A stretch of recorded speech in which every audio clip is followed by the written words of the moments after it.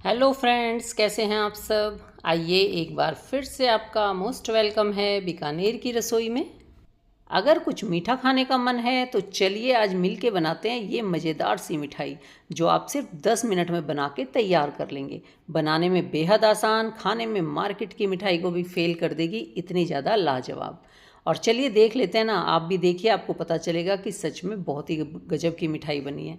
तो यहाँ मैंने इसके लिए लिया है 2 कटोरी दूध, और अब इसमें हमने डाला है 2 कटोरी मिल्क पाउडर, और इसको कर लेंगे हम मिक्स। यहाँ ध्यान रखना है कि आपको गैस नहीं जलानी, यानी कि बिना गैस जलाए आपको इसको मिक्स करना है। ऐसा नहीं है कि दूध को गैस पे रख दो, गर्म हो जाए और फिर आप मिल्क पाउडर डालो। फिर तो ना आपको इतनी देर लगेगी इसको मिक्स करने में, और फिर भी इसमें गुठलियाँ रह जाएंगी।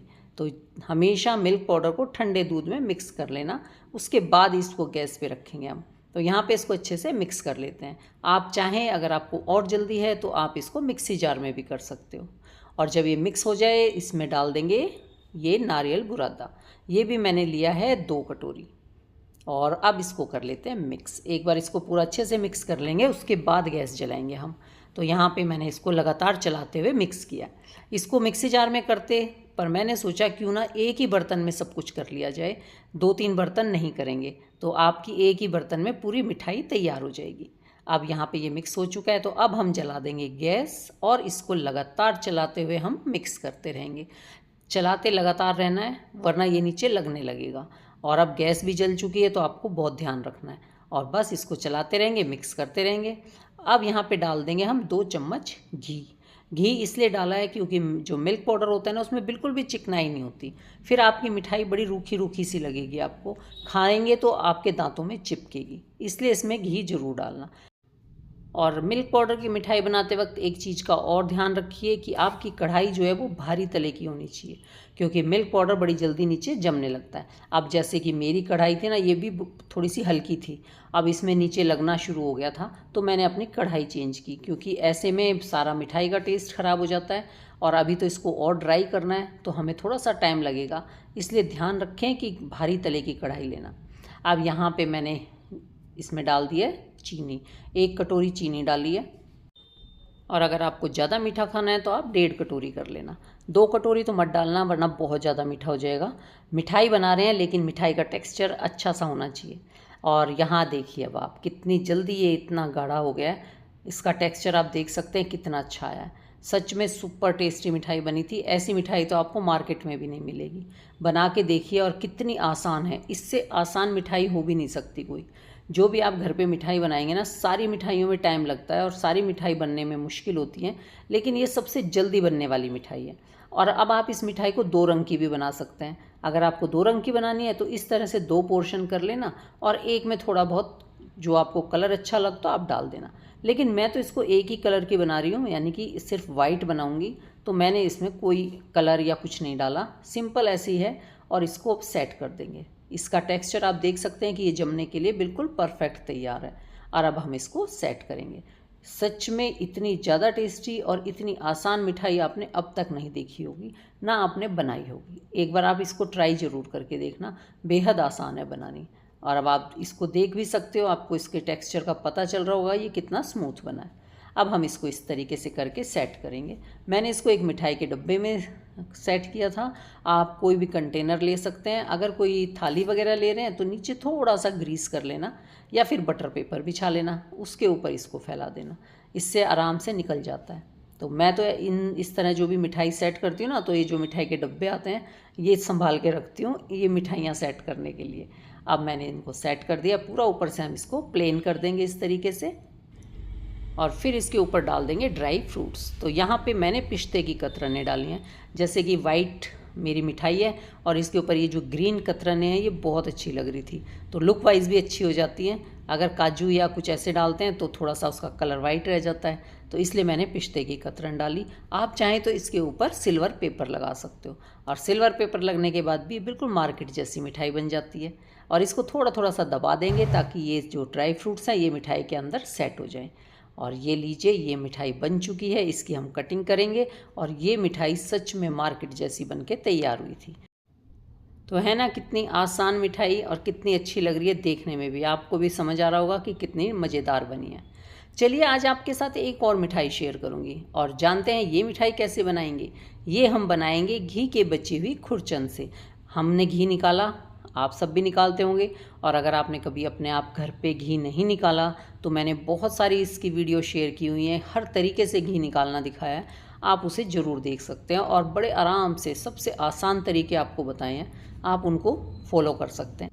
ज़्यादातर क्या होता है, हम घी निकालते हैं और घी के बाद जो भी बच जाता है वो सब हम फेंक देते हैं, यानी उसमें से जो मट्ठा बचता है या उसमें से जो दूध बचता है, ये जो खुरचन बचती है, सब चीज़ें ज़्यादातर फेंक देते हैं। मैंने अपनी हर वीडियो में उसका इस्तेमाल दिखाया है, क्योंकि इन चीज़ों से जो घी में से बचता है, पनीर भी निकलता है, मट्ठा भी बनता है, मक्खन भी बनता है, और ये साथ में जो खुरचन बचती है मावे जैसी बिल्कुल, तो इसकी भी बहुत सारी मिठाइयाँ बनती हैं। तो चलिए आज एक मिठाई शेयर कर देती हूँ आपके साथ, जो कि मैंने बनाई है इस निकले हुए मावे से, इसकी खुरचन से। तो हमने घी निकाल लिया है, घी को हम कर देंगे साइड में, और इस घी से पहले जो मक्खन था मैंने उसमें से थोड़ा सा अमूल बटर भी बनाया था। तो अमूल बटर के लिए तो बस उस बटर में थोड़ा सा नमक डालो और उसको फ्रिज में सेट कर दो। थोड़ी देर बाद वो बिल्कुल नॉर्मल ऐसा हो जाता है जैसे आपने बाज़ार से मक्खन लिया है। अब देखिए ये घी बचा, ये मावा बचा, और ये जो बचा हुआ दूध होता है ना, उससे मैंने बनाया पनीर। तो आप इस पनीर को भी देख सकते हैं, इसका टेक्सचर बहुत ही अच्छा आता है। इसकी सब्जी बनाओ, इसकी मिठाई बनाओ, सब गजब की बनती हैं। तो आज हम इसकी बनाएंगे मिठाई। तो यहाँ पे ये बचा हुआ पनीर है जो घी निकालने के बाद बचता है, और वो खुरचन है जो मावे जैसी बचती है। तो चलिए बना लेते हैं इसकी मज़ेदार सी मिठाई। तो इसके लिए ये जो पनीर है इसको हम पैन में ले लेंगे एक, थोड़ा सा अगर ये जमा हुआ है, सेट है, तो इसको हम तोड़ तोड़ के डाल लेंगे। अब यहाँ ये सारा पनीर मैंने तोड़ लिया है, मिक्स कर लिया है। बेहद सॉफ्ट और ताज़ा पनीर बनता है। अगर आपने कभी इसका पनीर नहीं बनाया तो एक बार बना के देखिए, फिर तो आप हर बार बनाने लगोगे। और अब ये जो मावा निकला था इसमें से, घी में से, ये हम इसमें मिक्स कर देंगे। एक बार मिक्स कर लेते हैं इसको हाथ से, ताकि ये पूरे में मिक्स हो जाए। और आप ये वाली मिठाई बनाएंगे ना, सच में बहुत ही ज़्यादा टेस्टी बनी थी। अभी आप देखोगे तो आपको देखने से भी पता चल जाएगा कि ये मिठाई कितनी अच्छी बनी है। अब ये मिक्स कर लिया, अब हम इसमें डाल लेंगे मिल्क पाउडर। तो यहाँ पे मैंने 1 कटोरी के आसपास मिल्क पाउडर लिया था, और ये भी इसके अंदर डाल लिया। मिल्क पाउडर इन दिनों बरसात के टाइम पे तो इतनी जल्दी जम जाता है। मैंने एक कटोरी में छान के निकाला था, मतलब प्लेट में छान के निकाला, क्योंकि थोड़ी गुठलियाँ भी हो जाती हैं, और थोड़ी सी देर में वो नीचे जम गया था, चिपकने लगा था। तो बरसात के मौसम में मिल्क पाउडर को संभालना बड़ा मुश्किल काम होता है, उसको बड़े ध्यान से रखना पड़ता है, बड़ी जल्दी सेट हो जाता है, यानी जम सी जाता है। तो अब हम इसको करेंगे मिक्स। गैस हम रखेंगे मीडियम और सिम, तो मीडियम आंच पे आराम से ये पक जाता है। अब इसके अंदर डाल देते हैं हम चीनी। यहाँ पे 1 कटोरी से थोड़ी सी कम चीनी ली है, बाकी चीनी तो अपने टेस्ट के अनुसार लेना। कितना आपके पास पनीर है, कितनी आपके पास खुरचन है, उस हिसाब से आप चीनी डालना। तो अब यहाँ पे मैंने टेस्ट के अनुसार चीनी डाल दी, और एक बार इसको फिर से चलाते हैं। यहाँ पे चीनी डालने के बाद थोड़ा थोड़ा सा पानी छोड़ेगा, ये थोड़ा सा ढीला हो जाएगा, तो थोड़ी देर हमें इसे पकाना है। तो 1 से 2 मिनट इसे पकाएंगे तो ये बहुत जल्दी ड्राई हो जाता है। और ऐसे में अगर आपको लगे ये काफ़ी लूज़ हो चुका है तो आप इसकी गैस तेज़ करके इसको सेक लेना। तो यहाँ पे ये देखो, आप इसका टेक्सचर देख सकते हो आप, कितना गजब का आया है, बहुत ही टेस्टी लग रहा है देखने में भी। और ये हमारा स्मूथ सा पेस्ट मिठाई का तैयार हो गया है। अब आपको ये खुद देख के समझ आ रहा होगा कि कितना अच्छा बना है, कितना अच्छा इसका टेक्सचर आया है। तो ये लाजवाब सी मिठाई हमने सिर्फ 10 मिनट में बचे हुए सामान से तैयार की है। बचे हुए सामान से इतनी अच्छी मिठाई बन सकती है, आपको यकीन भी नहीं होगा। तो यहाँ देखिए, ये थोड़ा सा ड्राई कर लेना इसको, उसके बाद हम इसे सेट करेंगे। और ज़्यादा सुखाने की ज़रूरत नहीं है, क्योंकि पनीर है, अगर आप इसको बहुत देर तक पकाते रहोगे तो ये बड़ा टाइट टाइट सा हो जाता है। तो इसलिए पनीर का ध्यान रखना है कि इसको हमें इतना ही पकाना है जिससे ये हमारा अच्छे से सेट हो जाए।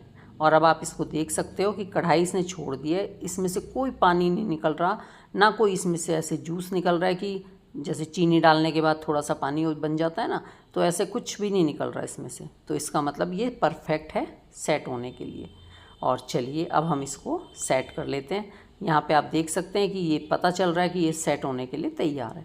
अब हम इसको एक कंटेनर में सेट करेंगे। उससे पहले मैंने इसमें लगा लिया था बटर पेपर, ताकि इसको मिठाई को निकालने में आसानी रहे। ये बहुत ज़्यादा सॉफ्ट होती है। तो अब हम इसको सेट कर देंगे और इसको भी पूरा एक सार कर लेंगे। और इसके बाद इस पर कोई भी ड्राई फ्रूट्स जो आपको अच्छा लगे उसकी डेकोरेशन कर देंगे।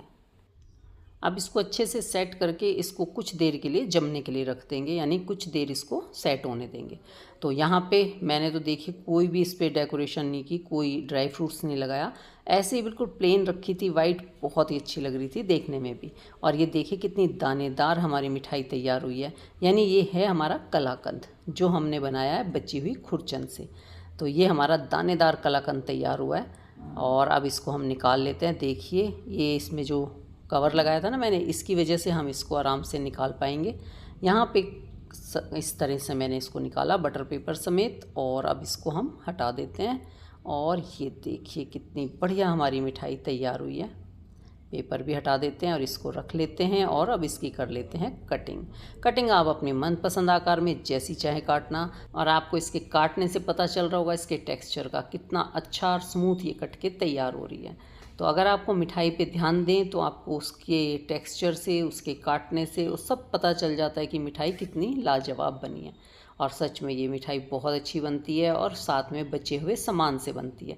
जो सामान हम कुछ भी यूज़ में नहीं लेते उससे आप इतनी शानदार मिठाई यानी कि शानदार कलाकंद आप तैयार कर सकते हो। दानेदार कलाकंद बन के तैयार हुए हैं। तो चलिए जी बताइएगा ज़रूर कि आज की दोनों मिठाइयाँ आपको कैसी लगी, कौन सी मिठाई आपको ज़्यादा पसंद आई, ये भी ज़रूर बताना। भाई मुझे तो दोनों मिठाइयाँ बहुत अच्छी लगी थी और तभी मैंने आपके साथ शेयर की हैं। और साथ में आप इनको पहली बार अगर मिठाई बना रहे हैं ना और ये वाली मिठाई आप बनाते हो तो आपकी मिठाई ख़राब होने का भी कोई चांस नहीं है, ये बिल्कुल परफेक्ट बनेगी। इसलिए आप बिना डरे ये दोनों मिठाइयाँ बना सकते हो और कोई मेहमान आया हो तब भी बना सकते हो, क्योंकि ये ख़राब होंगी ही नहीं, ये तो बहुत अच्छी बनने वाली हैं। चलिए जी ज़रूर बताइएगा कि कौन सी अच्छी लगी, कैसी लगी। अगर वीडियो अच्छी लगी हो तो लाइक कर देना, न्यू आए हैं तो चैनल को सब्सक्राइब कर लेना, पसंद आई हो तो फैमिली फ्रेंड को शेयर भी ज़रूर करना ताकि सब इस मज़ेदार सी मिठाई को बना सकें। और देखिए इसके साथ ही मैंने ये बटर भी बनाया था, अमूल बटर, अपने इसी मलाई से निकले हुए मक्खन से। ये भी बिल्कुल मार्केट जैसा लगता है, इसकी भी मैंने वीडियो भी डाली हुई है, आप उसे भी देख सकते हैं। और ये बिल्कुल आप अगर इस तरह से बनाते हो तो मार्केट से बटर लाना बंद कर दोगे, ये बिल्कुल परफेक्ट बनता है और बड़े आराम से इसको आप सेट भी कर सकते हो। ये लीजिए देखिए कितना अच्छा हमारा बिल्कुल बन गया ना मार्केट जैसा। और आप इसे काट के देखेंगे और खा के देखेंगे तो बिल्कुल वैसा ही लगेगा। तो ठीक है जी, आप लोग इस मिठाई को बनाएं, एंजॉय करें। हम लोग फिर मिलते हैं किसी नई रेसिपी के साथ नई वीडियो में। तब तक take care, bye bye, thank you for watching. हर हर महादेव।